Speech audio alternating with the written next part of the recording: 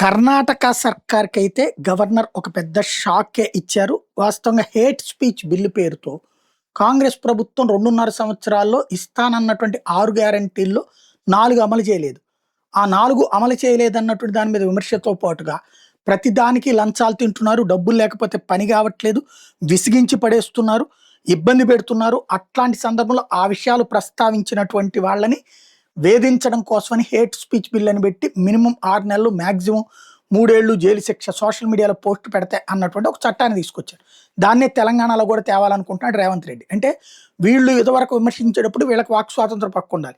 వీళ్ళని విమర్శించేటప్పుడు వాక్ స్వాతంత్ర హక్కుని బిల్లుల పేరుతో, చట్టాల పేరుతో తొక్కిపడేయాలి. దానికి హేట్ స్పీచ్ అని పెడతారు. వీళ్ళు ఎదుటి వాళ్ళని హేట్ చేయొచ్చు. అదే వీళ్ళని హేట్ చేస్తే తప్పు. లేదా వీళ్ళు అవతల వాళ్ళని హేట్ చేస్తే దాన్ని సైద్ధాంతికంగా భావ ప్రకటన స్వాతంత్రం అనుకోవాలి. అదే వీళ్ళని విమర్శిస్తే భావ ప్రకటన అనుకోరు, హేట్ అనుకుంటారు. దానికి ఒక హేట్ స్పీచ్ బిల్ అని పెడతారు. కర్ణాటక గవర్నర్ దాన్ని ఆమోదించడానికి నిరాకరించారు. శాసనసభ ఓకే చేసినా కూడా.